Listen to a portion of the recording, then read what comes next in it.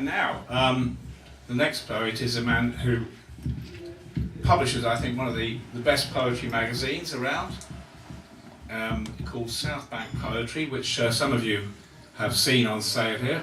One or two of you may even be published in. And he is hoping to bring out his first collection himself this year, published through, I think it's called Fliptide Publishing, and the title will be Crap's Last Tape, the Musical. So I'm not sure what Peter's going to be reading from that tonight, but I really hope he is, because it sounds intriguing. So please give, Peter's not read with Dodo before, so please give a first time to Dodo. Welcome to the wonderful Peter Ebsworth. Thank you very much, Patrick. It's a great honour to read at Dodo. And the first few poems I'm going to read are going to be war poems, and also I like to do persona poems. So the first one is a persona war poem, in the persona of Pythagoras, who, as well as being a mathematician, was a general who lived on Samos Island.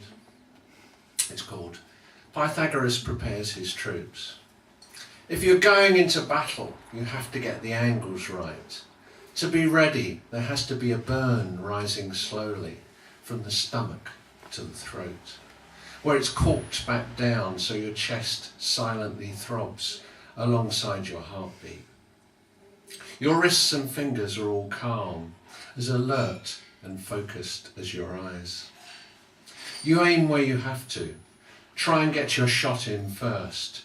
And most important of all, remember, a target has no widow, a target has no mother, brother, sister or lover. And when the battle's over, you can sing old familiar songs to help you get back to sleep wherever your head is resting. Thank you. And moving on to the after effects of the First World War, this is a poem about my paternal grandfather, whom I never met, but he was very badly affected by the First World War. It's called The Goat. My grandfather, Francis Audley Ebsworth, drank 2 bottles of Johnny Walker a day, and his 2 grocer's shops into the ground. He blamed his chronic drinking on being gassed. If they'd had a really good week's takings at the one in the Walworth Road, he'd announce, "We're off to Norfolk."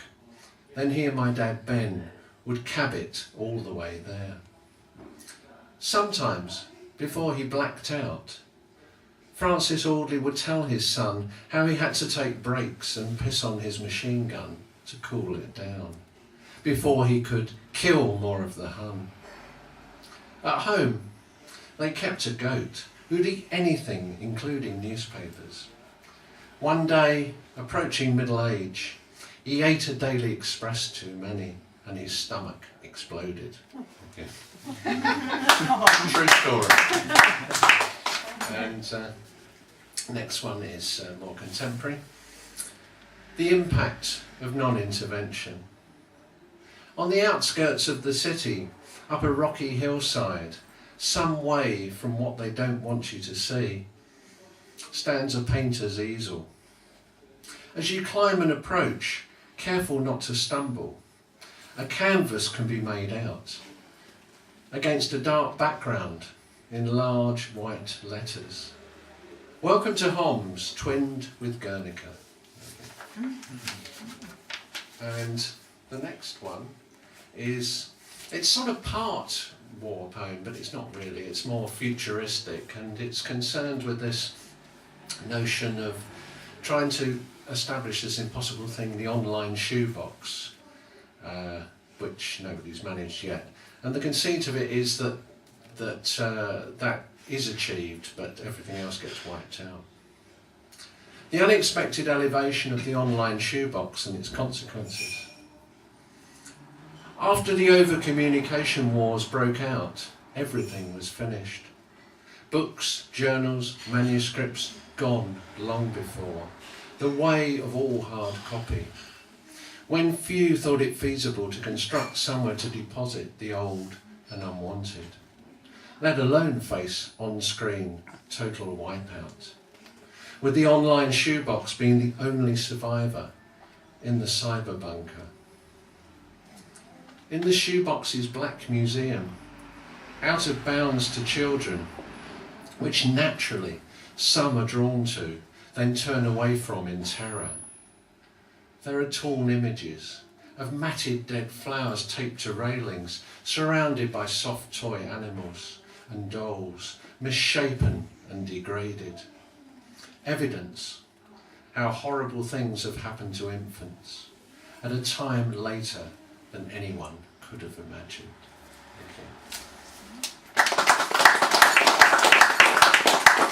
And I suspect in the future things will become somewhat distorted and verification becoming more difficult. Okay, moving on to slightly lighter stuff now. This was about a sort of new job I tried to have, but it hasn't really worked very well. It's called Lookalike. Used to dye my hair, then stopped when it became a whiter shade of grey, and I realised I could be a Paul Newman lookalike. Not the Paul Newman of Somebody Up There Likes Me, in the sweetness of his youth, brick on a hot tin roof, or even the right-wing radio jock in Woozer. For me, it has to be the much older Newman, playing the gangster in The Road to Perdition, who scowls the Tom Hanks anti-hero in the eye, tells him, "You and I both have done things which mean that if there is a hell, we shall be going there." I could manage that look, speak those words, wear contacts a brighter blue than my eyes, play the role, grow into it, maybe even get to have my very own brand of salad cream. But if you laugh at me, I will follow and kill you.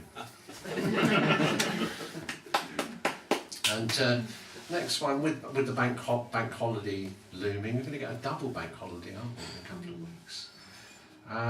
This one was something I wrote for a thing about homelessness, where it was a charity event at Southwark Cathedral in the chapter room a couple of years ago. And I've never been homeless, luckily, only on a sort of temporary basis on old Mods and Rockers weekends. So this is called Playing at Being Homeless. Friends, mods, 15, 16 years old, at seaside towns on bank holiday weekends, with no thought for where we'd sleep. Our money all ready to stretch for meals, fags, coffees. Chasing rockers through dreamland in Margate. In the rear, not fighting, yet lapping it up. Seafront summertime, always cold after dark. Bus shelters became our night shelters. In Clacton, two blokes in their 20s took pity, let us in their caravan. Nothing dodgy, unlike the man we hitched a ride to Hastings with. We followed sand dunes to a cave and hid there for the night. Woke needing to scratch and saw insects all around us. My best friend Kevin with me, and again in Folkestone, listening to soul and Motown on the jukebox at the Acropolis, the top mod coffee bar in the southeast. A couple of doors down, a fish and chip shop run by a chain smoker in his 60s. Late at night, he scraped up some fish he'd dropped on the floor, re-dipped it in sizzling fat, then placed it with the freshly fried ones. Witnesses, he let us stay upstairs. The next day, discovered we'd been sleeping close by several men in their 30s and 40s, who got out of bed wearing grubby vests and pants. We dressed quickly and left. On the mile walk to the Singing Kettle, Kev mentioned he'd failed to find the toilet in the dark, so conducted a muffled piss into a sack of potatoes. We both had egg and chips at the cafe, washed down with tea. How many more? Have I? Couple of short. Yeah, couple of short ones. This moves on, I suppose, with talking about fish and chips. This is a silly little poem which is in the copy of latest issue South Bank Poetry.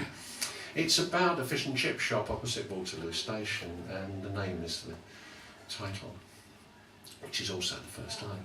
The Fishkitech is opposite Waterloo Station. It does good chips and rock with a roll. while you watch cod haddock and plaice attempt to dance the funky fillet as they're fried in the hot fat. For a change, I had Chinese with a friend at Culture in the Cut, before she caught the Eurostar a few years back. Claire admitted, towards the end of the meal, she had believed the brightly coloured plastic fish rotated in their window tank were real. And I wondered where fish went on their holidays, or whether for them the spit and crackle of the fishkotek is as good as it ever gets. And the last one, which is got Beatles context. It's about someone I went out with many, many years ago. She was 16, I was 17, and she was a minor TV celebrity. Although they never had videos in those days, so I never saw it. And again, the title is the first line. Listening to Sergeant Pepper at Laura's house soon after its release, the same side playing over and over again. We'd just worked our way round to doing more, when moan turned to groan as we shook me out, when she thought she'd heard her mother coming down the stairs to she's leaving home, and I wished it had already happened. Thank you.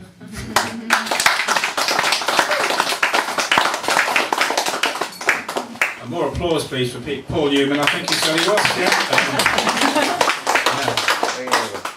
I like the line about the fish, whether they go on their holidays. It reminded me of the Dylan Thomas question, can the fish see it snowing in the Christmas story? Anyway,